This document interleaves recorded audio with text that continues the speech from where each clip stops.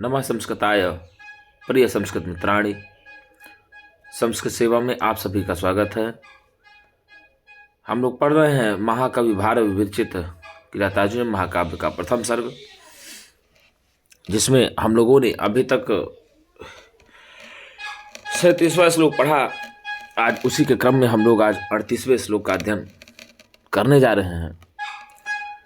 तो आपको बता दें, द्रौपदी जो है पहले भीम की स्थिति का वर्णन करती है, उसके पश्चात अर्जुन की दुर्दशा का वर्णन करती है और उसके पश्चात नकुल और सहदेव की स्थिति का वर्णन करती है और अंत में कहती हैं कि आपकी बुद्धि को और मेरी मनो की व्यथाएं जो हैं, मैं आपकी बुद्धि को नहीं जानती और यही सब लेकर के जो मेरे मन की व्यथाएं हैं वो मुझे बार बार उत्तेजित कर रही हैं, मुझे बार बार परेशान कर रही हैं।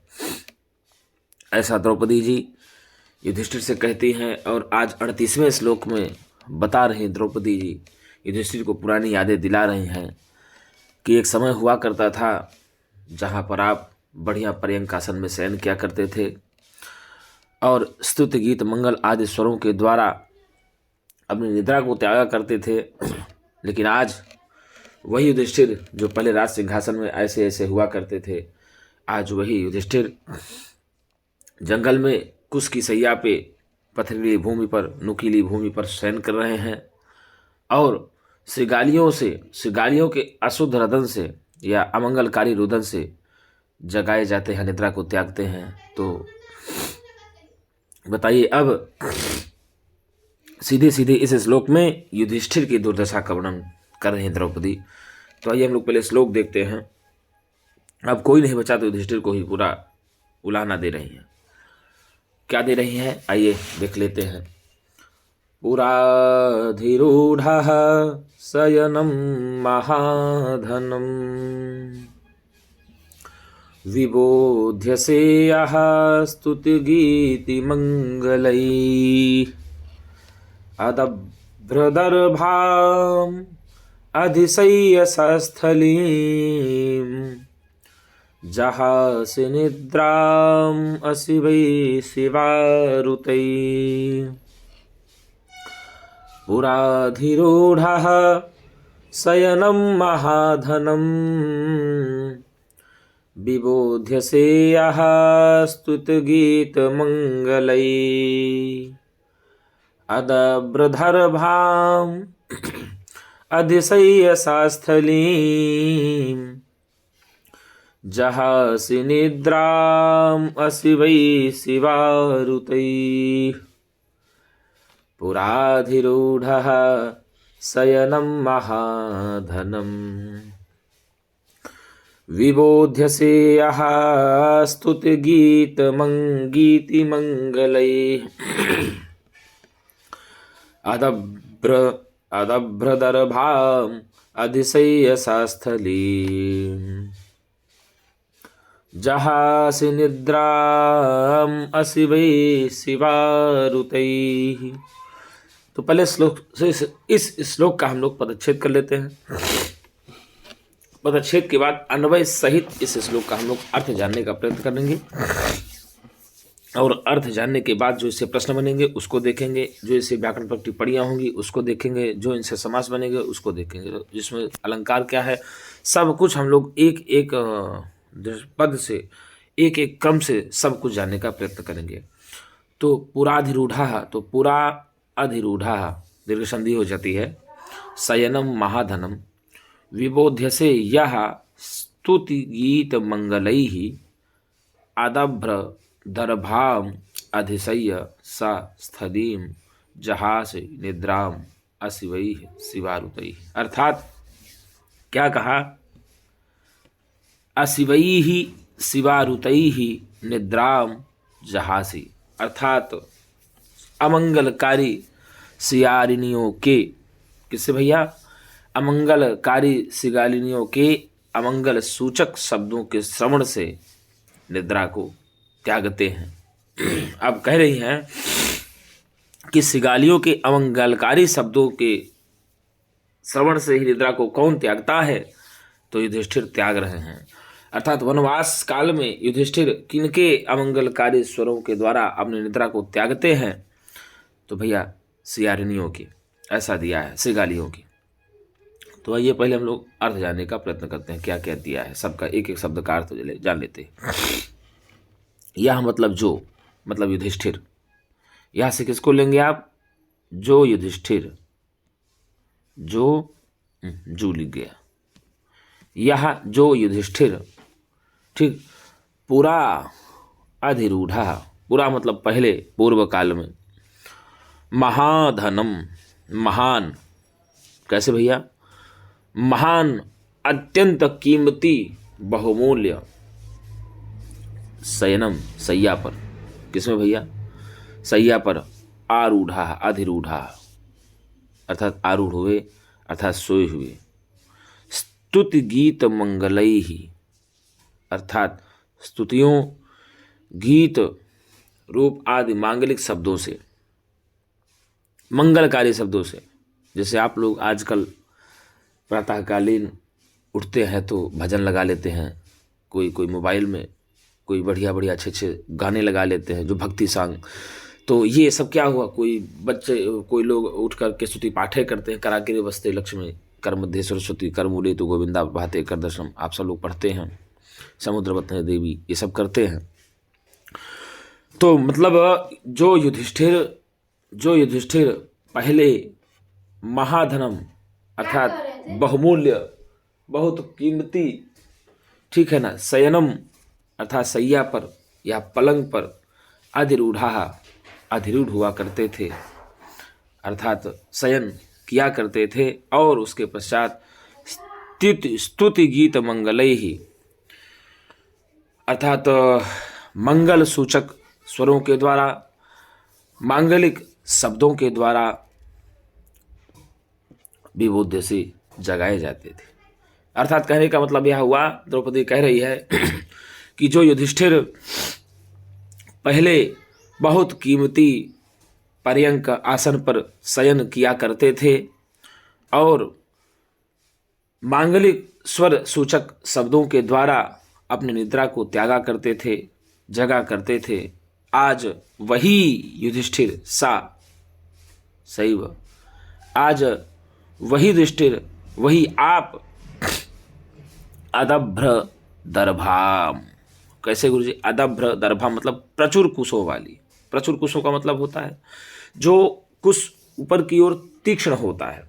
कभी कभी आप देखते होंगे कासा जो होता है, आप लोग जब कुशा लेने जाते हैं तो कुशा का भाग जो होता है आगे की ओर नुकीला होता है। आप काटते हुए अगर थोड़ा सा कुशा को चूक जाए तो हाथ में लग जाता था, हाथ में काट देता था, वही ऐसा कुश। तो अदभ्र दर्भाम मतलब प्रचुर कुशों वाले, अर्थात नुकीले कुशों वाले, तीक्ष्ण कुशों वाले, स्थलीम, पृथ्वी पर, किसमें भैया? पृथ्वी पर, शयन करते हुए, शयन करके कैसे भैया? शयन करके, अशिवई ही शिवारुतई ही, अर्थात अमंगलकारी सियारिनियों के स्वर से, अमंगलकारी सियारिनियों के श्रवण से या शब्दों से निद्राम जहासी, निद्रा को त्यागते हैं। तो पुराधिरूढ़ा शयनम महाधनम विबोध्य से यह स्तुति गीत मंगलई, अदभ्रदर्भाम अधिशय शास्थलीम जहासी निद्राम अशिवै शिवारुतैः। तो सीधे कहा, यह पुरा महाधनम शयनम अधिरूढ़ा स्तुति गीत मंगलैः विबोध्य से, अर्थात जो आप युधिष्ठिर पहले बेस कीमती सैया पर, बेस कीमती पलंग पर आरूढ़ होकर के या सोते हुए, कैसे भैया?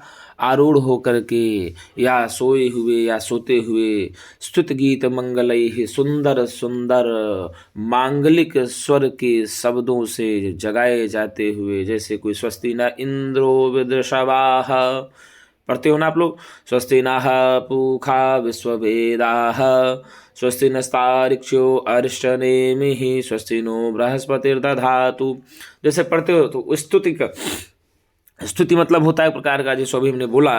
और गीति मंगलई ही, अर्थात मांगलिक स्तुति के द्वारा, कैसे भैया, स्तुतियों तथा मांगलिक गीत रूप आदि के शब्दों के द्वारा विबोध्य से जगाए जाते थे। क्या होते थे गुरुजी? जगाए जाते थे। आज वही युधिष्ठिर यानी आप, तो भैया सा क्या कहेंगे? सह अदब्रदर्भाम स्थलीम अधिशय्य अशिवैहि शिवारुतैहि निद्राम जहासी। आज वही युधिष्ठिर अर्थात तीक्ष्ण कुशों से युक्त या प्रचुर कुशों से युक्त भूमि पर अधिशय्य शयन करके अशिवैहि शिवारुतैहि अमंगलकारी सियारणियों के स्वर से या शब्दों से निद्राम जहासी निद्रा को त्यागते हैं। तो अमंगलकारी स्वरों के शब्दों से कौन अपनी निद्रा को त्यागते हैं? तो युधिष्ठिर त्यागते हैं। युधिष्ठिर वनवास काल में किस आसन पर सोते हैं? तो कुश आसन पर सोते हैं। कुश आसन पर वनवास काल में कौन सोते हैं? तो भैया युधिष्ठिर सोते हैं। कुश आसन वाली भूमि पर वनवास काल में कौन सोते हैं? तो युधिष्ठिर सोते हैं। वनवास काल में युधिष्ठिर किनके स्वरों के शब्दों से जगाए जाते हैं? अमंगलकारी सियारणियों के स्वरों के शब्दों से जगाए जाते हैं। अमंगलकारी स्वरों के वचनों से जगाए जाते हैं कौन वनवास काल में? तो युधिष्ठिर। तो युधिष्ठिर किनके अमंगलकारी स्वरों से वनवास काल में जगाए जाते हैं, निद्रा को त्यागते हैं? तो भैया सियारणियों के अमंगलकारी शब्दों से युधिष्ठिर निद्रा को वन में त्यागते हैं। ठीक है, तो इस प्रकार से यदि पूछता है आपको तो बढ़िया अच्छे से आप बताएंगे।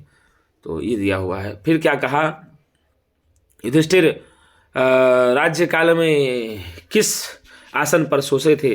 तो महाधनम शयनम, महान शैया पर सोते थे, पर्यंक आसन पर सोते थे, अच्छे आसन पर सोते थे।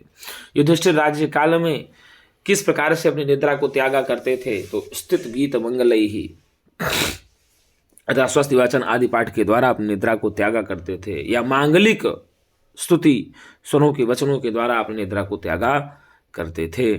ठीक है ना। युधिष्ठिर पहले किस प्रकार से निद्रा को त्यागा करते थे? तो स्तुत गीत मंगल के द्वारा, अर्थात मांगलिक गीतों की स्तुति के द्वारा अपनी निद्रा को त्यागा करते थे। मांगलिक गीतों की स्तुति के द्वारा कौन पहले अपनी निद्रा को त्यागा करते थे? तो भैया युधिष्ठिर त्यागा करते थे। तो यह पद से किसका बोध होता है? युधिष्ठिर का बोध होता है। सा पद से किसका बोध होता है? तो युधिष्ठिर का बोध होता है। शयनम महाधनम, अर्थात पर्यंकासन कैसा है? बहुत बहुमूल्य है। तो महाधनम शयनम का क्या हो गया गुरुजी? विशेषण हो जाएगा। ठीक है ना। और इसके बाद स्तुत गीत मंगलई ही किसके लिए कहा गया है? तो मांगलिक स्वरों के लिए कहा गया है। और मांगलिक स्वरों से कौन जगाए जाते थे? तो युधिष्ठिर जगाए जाते थे। पहले युधिष्ठिर किस आसन पर शयन किया करते थे? तो भैया बहुमूल्य कीमती आसन पर वह शयन किया करते थे। आज युधिष्ठिर कैसे भूमि पर शयन कर रहे हैं? तो भैया कुशों से युक्त, प्रचुर मात्रा वाली कुशों से युक्त भूमि पर आज युधिष्ठिर जो है शयन करते हैं। आज युधिष्ठिर किस प्रकार से अपनी निद्रा को त्यागते हैं? तो अमंगलकारी सियारणियों के शब्दों के रुदन से या स्वर से अपनी निद्रा को युधिष्ठिर त्यागते हैं। तो पुराधिरूढ़ शयनम महाधनम विबोध्य से यह स्तुति गीति मंगलई अदब्रधर दर्भाम अधिशय्य स्थलीम जहाँ से निद्राम अशिवै शिवारुतैहि। या युधिष्ठिर, जो युधिष्ठिर पहले बहुत कीमती पलंग पर आरूढ़ हो करके शयन किया करते थे, और शयन करने के पश्चात मांगलिक स्तुति स्वर आदि के द्वारा ही अपनी निद्रा को त्यागा करते थे, आज वही युधिष्ठिर यानी आप, अर्थात कुशों से युक्त, प्रचुर मात्रा वाली कुशों से युक्त पृथ्वी पर, ऐसा नहीं, आज वही युधिष्ठिर, हाँ ठीक है, प्रचुर मात्रा वाली या बहुत कुशों वाली भूमि पर अतिशय शयन करते हुए अमंगलकारी सियारनियों के शब्दों के द्वारा ही अपनी निद्रा को छोड़ते हैं। तो भैया अमंगलकारी सियारनियों के शब्दों के द्वारा कौन अपनी निद्रा को त्यागते हैं? तो युधिष्ठिर त्यागते हैं।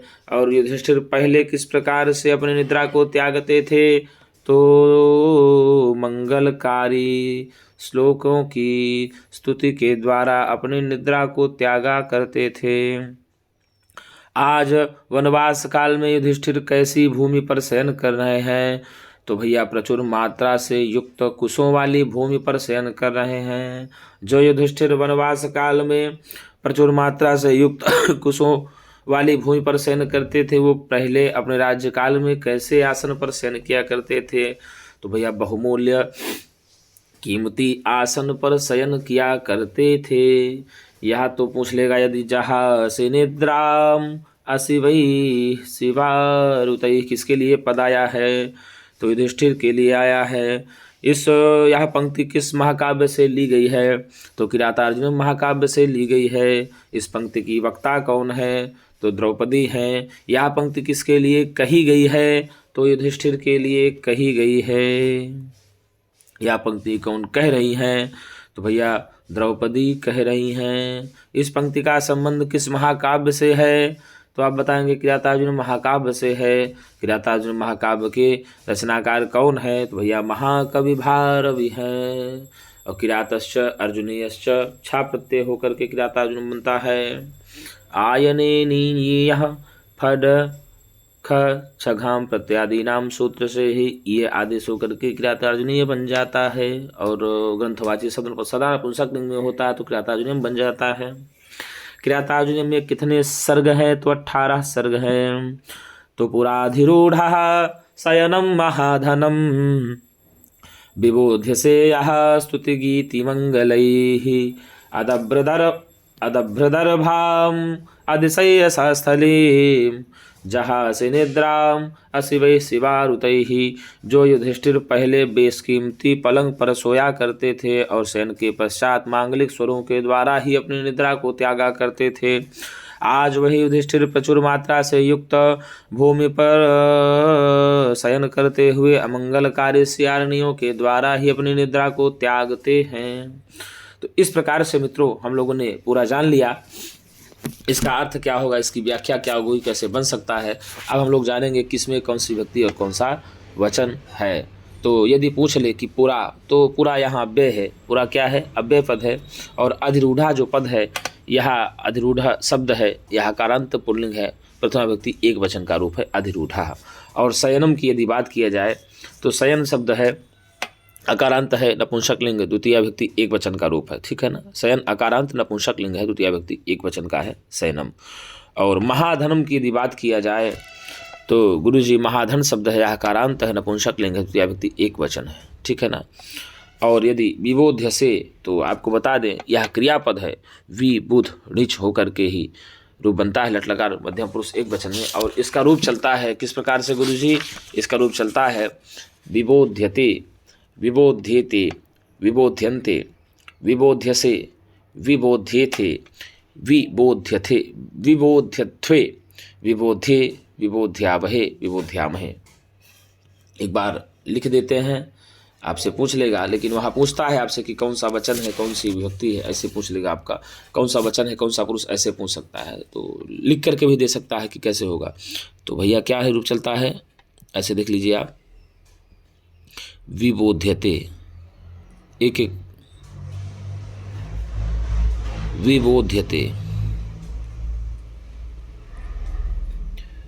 विबोध्यते, ठीक है। फिर विबोध्येते,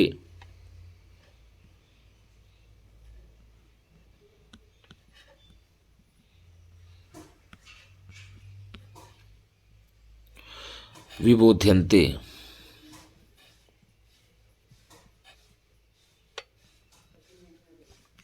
ये प्रथम पुरुष हो गया। कौन सा पुरुष हो गया? ये प्रथम पुरुष हो गया। ठीक। अब मध्यम पुरुष में चलेगा, ध्य से, चलिए प्रथम पुरुष हो गया, अब मध्यम पुरुष का, विबोध्य से, ऐसे विबोध्य से, ठीक, और विबोध्ये थे,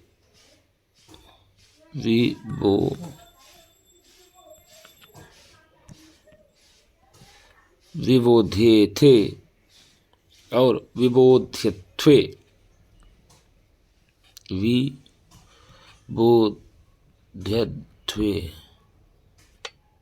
ठीक।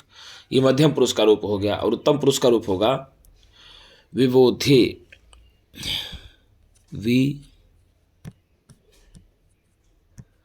विबोध्ये, विबोध्यावहे,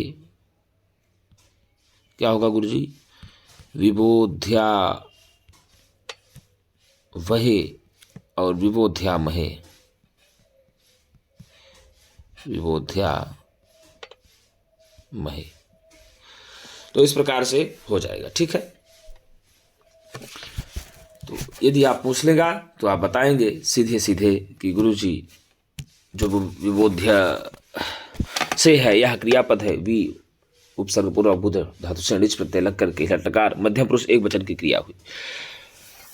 और यह शब्द यदि पूछ ले तो यत शब्द का है। किसका शब्द है गुरुजी? यत शब्द का सर्वनाम शब्द है। यह पुल्लिंग है, प्रथमा व्यक्ति एक वचन का रूप है। रूप चलता है याह यौ ये, याह यौ ये, यम यौ यान, यम यौ यान, येन याभ्याम यैह, येन याभ्याम यैह, यस्मै याभ्याम येभ्यः, यस्मात्याभ्याम येभ्यः, यस्य ययोः येषां, यस्मिन् ययोः येषु। तो इस प्रकार से यह शब्द का रूप चलता है पुल्लिंग में, आप देख लेंगे। और स्तुति गीत मंगलई शब्द जो है, यह स्तुति गीत मंगल शब्द का ही अकारांत है, नपुंसक लिंग है, तृतीया विभक्ति बहुवचन का रूप है, ठीक है ना। और अदभ्र दर्भाम, यदि आपसे पूछे अदभ्र दर्भाम यदि पूछे तो अदभ्र दर्भा शब्द है, यह आकारांत स्त्रीलिंग है, द्वितीया विभक्ति एक वचन का रूप है और यह स्थलेम का विशेषण है। कैसी स्थली है, कैसी भूमि है? तो भैया प्रचुर मात्रा से युक्त कुशों वाली भूमि है, ठीक है ना, अर्थात तीक्ष्ण कुशों से युक्त भूमि है, ऐसी भूमि है, ठीक है। अधिशय्य, तो अधिशय्य में क्या होगा आप बताइए। यहाँ पर अधिशय्य लेबंत लब है, लेब प्रत्यंत है, क्या है? लेब प्रत्यय है। और सह जो है ना, सा स्थलीम, तो आपको बता दें ये जो सा शब्द है यह तत्शब्द का ही पुल्लिंग रूप है, प्रथमा व्यक्ति एक वचन का रूप है। और स्थलीम शब्द जो है, स्थली शब्द है, इकारांत स्त्रीलिंग है, द्वितीय विभक्ति एक वचन का रूप है। और जहासी आपको बता दें गुरुजी, ये भी क्रियापद है, इसको भी लिखना ही पड़ेगा। तो जो जहासी है यह क्रियापद है। कौन सी है? यह क्रियापद है। और धातु इसमें जानते हो कौन है? अहोक त्यागे धातु है। अहोक त्यागे जो होत्यादिगण की धातु है, परस्मय पदी है, सकर्मक अनिट है और लट लकार है और मध्यम पुरुष एक वचन का रूप है जहाती। तो रूप चलता है क्या? ऐसे जहाति, जहितः, जहितः, इसमें जहिता भी चलता है, ही भल लिख देते हैं, ठीक है ना, बड़ी ही भी रहती है। जहाति, जहिता, जहाति, ऐसे। यहाँ जहाति, जहिता, जहाति होता है और इसी का वैकल्पिक में जहिता भी बनता है मध्यम पुरुष में, ठीक है। और दूसरे का है जहासी, द्विवचन में, क्षम्यताम, जहासी, जहिथा,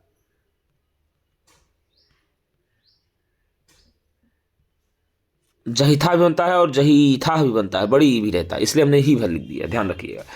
और जहिथ,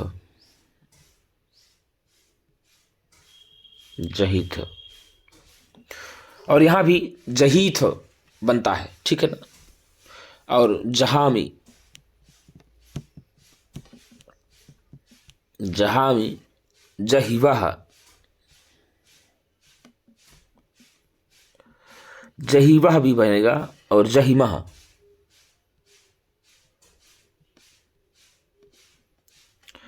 और जहीमह भी बनेगा, यहाँ जहीथा भी बनेगा, ठीक है ना। तो इस प्रकार से जहाति जहितः, जहति जहासी जहिथा जहथ जहिथ, जहामी जहिवा जहीमह। और आपको बता दें जहितः जहिथः जहीवह दोनों बनता है, और जहिथः जहीथ और जहीमह ये बनता है वैकल्पिक रूप में।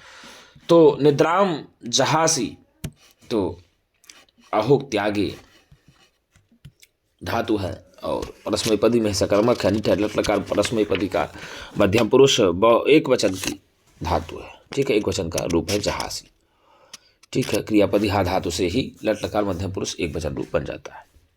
और निद्राम, तो निद्रा शब्द है, निद्रा शब्द है, यह हकारांत स्त्रीलिंग है, द्वितीय व्यक्ति एक वचन है। और असिवई ही, तो असिव शब्द है, यह हकारांत है, नपुंसक लिंग है, तृतीय व्यक्ति बहुवचन का रूप है। और शिवारुतई ही, बात बता दें आपको, जो शिवारुत शब्द है अकारांत नपुंसक लिंग है, तृतीय व्यक्ति बहुवचन का रूप है। और असिवई ही शिवारुतई ही का ही विशेषण है। कैसी ध्वनि से जगाए जाते हैं युधिष्ठिर, तो या निद्रा को त्यागते हैं युधिष्ठिर, तो अमंगलकारी सियारिणियों के रुदन से या शब्दों से आज युधिष्ठिर जो है जंगल में अपनी निद्रा को त्यागते हैं। युधिष्ठिर जंगल में निद्रा को कैसे त्यागते हैं, तो अमंगलकारी सियारिणियों के शब्द से, स्वरों से, ठीक है ना, अमंगलकारी सियारिणियों के स्वरों से जगाए जाते हैं।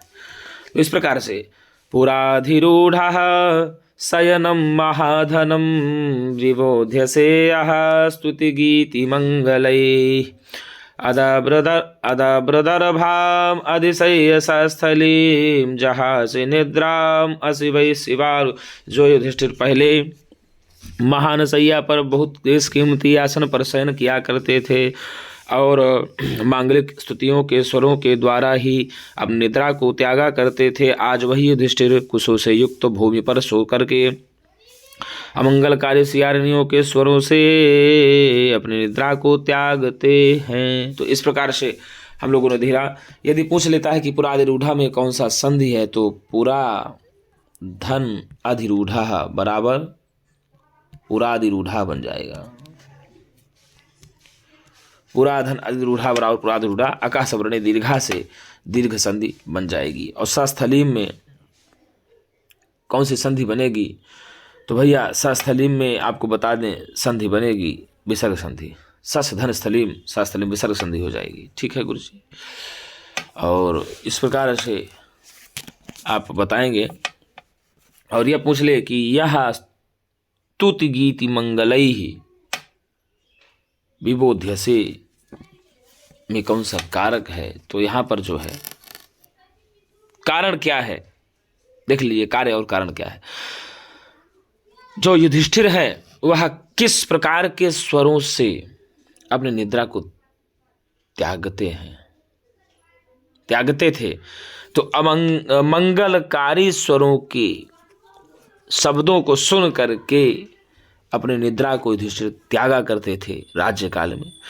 तो सबसे बड़ा साधन या सर्वाधिक सहायक कौन है, बताइए गुरु जी। स्तुति गीत मंगल यह क्रिया में सर्वाधिक सहायक है, इसी कारण से साधक तमम करणम सूत्र से इसकी करण संज्ञा हो जाएगी। क्योंकि सर्वाधिक सहायक कौन था जगाने के लिए युधिष्ठिर को, तो भैया स्तुति मंगलकारी स्तुति। क्या था, मंगलकारी स्तुति सर्वाधिक सहायक था युधिष्ठिर की निद्रा को त्यागने में या जगाने में। तो इस कारण से स्तुति गीत मंगलई की साधक तमम करणम सूत्र से करण संज्ञा हो करके कर्तृकरणियों तृतीया विभक्ति से तृतीया विभक्ति हो गई है। और क्या कहा, अदभ्र दर्भाम अधिशय्य सास्थली, यही न हुआ, अदभ्र दर्भाम स्थलीम अधिशय्य में जो है एक सूत्र है अधिसिंहस्था साम कर्म, अधिशय्य स्थलीम, यही न हुआ, अधिसिंहस्था साम कर्म से ही यहाँ पर अदभ्र दर्भाम में, किसमें गुरु जी, अदभ्र दर्भाम में द्वितीय विभक्ति हुई है। किस सूत्र से, तो अधिसिंहस्था साम कर्म सूत्र से ही अदभ्र दर्भाम में और स्थलीम में द्वितीय विभक्ति हो गई है, ठीक है ना। और कर्म संज्ञा हो जाती है अधि सिंहस्था साम कर्म से, और कर्मण द्वितीय सूत्र से द्वितीय विभक्ति हो जाती है। और आपको बता दें यहाँ भी दिया हुआ है, यहाँ पर त्यागने की क्रियाकर्ता द्वारा निद्रा को सर्वाधिक चाहना होता है ना भाई साहब, अर्थात निद्रा को ही त्यागना ईप्सिततम है। अतः कर्तृ ईप्सिततम कर्म से निद्रा की भी कर्म संज्ञा होती है, निद्रा की भी कर्म संज्ञा होती है और कर्म द्वितीय सूत्र से निद्रा में द्वितीय भक्ति हो जाती है। यदि निद्रा की पूछता है तो कर्तृ ईप्सिततम कर्म सूत्र से, किससे? कर्तृ ईप्सिततम कर्म से। और अशिवे शिवारुतई तो जानते हैं निद्रा को त्यागने का कारण क्या है, यही जो है अमंगलकारी सियारनियों को वचन। तो यहाँ भी वही साधकतम करणम और कर्तृकर्ण से तृतीय सूत्र से तृतीय भक्ति हो जाएगी। अब यदि पूछ लेता है कि गुरुजी अधिरूढ़ा पद में कौन सा प्रत्यय है, प्रकृत प्रत्यय लिखिए, तो ऐसे लिखेंगे आधि, ठीक, क्या लिखेंगे? अधिरूहता, क्या? अधिरूहता, अधिरूहता अधिरूढ़ा बन जाएगा, ठीक। और यदि पूछ ले आगे क्या, तो शयनम में तो आपको बता दे सिंह से, सिंह सैन्य धातु से ल्यूट तो बन जाएगा शयनम। और स्तुति गीत मंगलई का क्या होगा, तो गुरुजी स्तुति का आगे बात करेंगे, तो स्तुति का होगा स्तु से 3 प्रत्यय। कौन सा गुरुजी? स्तु से 3 प्रत्यय हो जाएगा, स्तुति बन जाएगा। और गीति का गई से 3 प्रत्यय, गई से 3 प्रत्यय बन जाएगा गीति।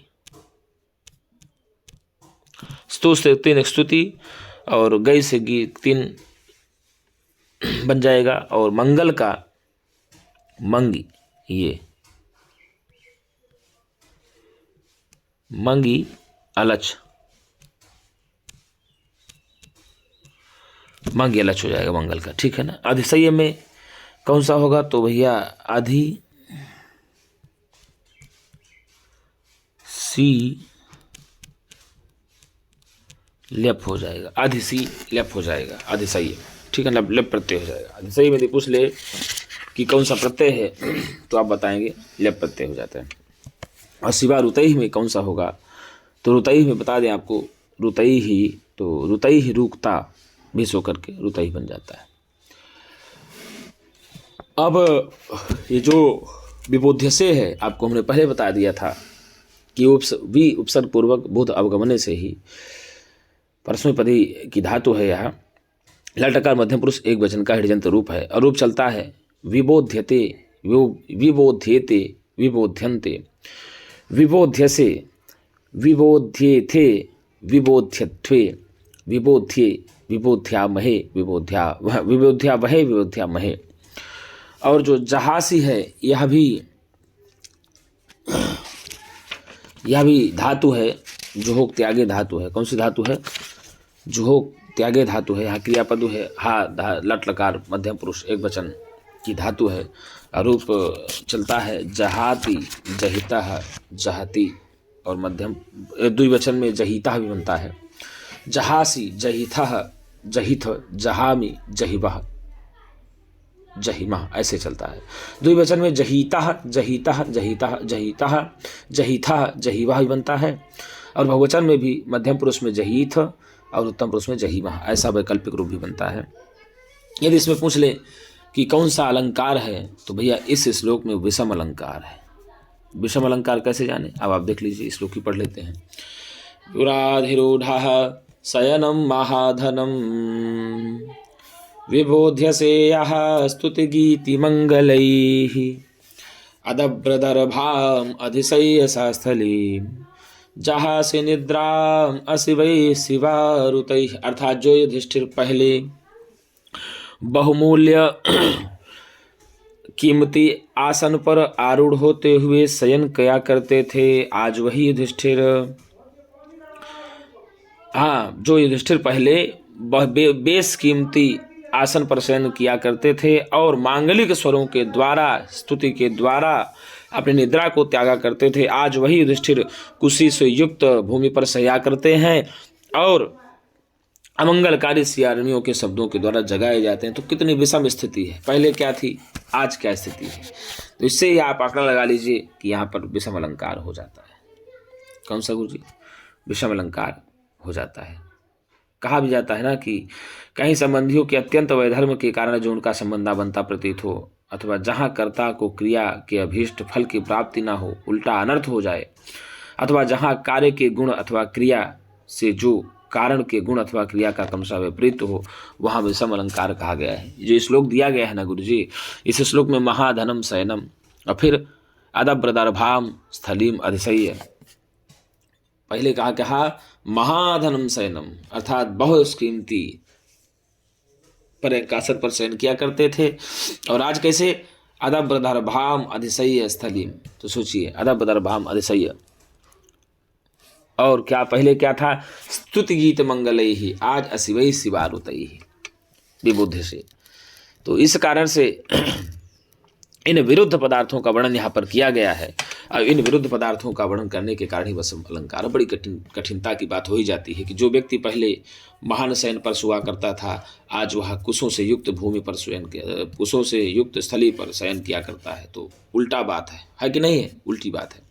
जो व्यक्ति पहले मंगलकारी स्वरों के द्वारा जगाया जाता हो, आज वही व्यक्ति मंगलकारी शब्दों के द्वारा अपनी निद्रा को त्यागता है। तो ये विपरीत बात है। इस कारण से यहाँ पर विषम अलंकार तो स्पष्ट रूप से ही दिखता है। और वैदर्भी रीति है इसमें। कौन सी रीति है? यदि पूछ ले कि रीति कौन सी है, वैदर्भी है। ये नहीं समझ लेना कि महाकवि भारव की रीति पांचाली है तो आप कह दो गुरु जी इसकी रीति भी पांचाली होगी। नहीं, किरातार्जुनीय के प्रथम सर्ग में वैदर्भी रीति है। गुण प्रसाद है। गुण क्या है? प्रसाद है। कौन सा गुण है? प्रसाद है। और इसमें रास शांत है और छंद वंशस्थ है।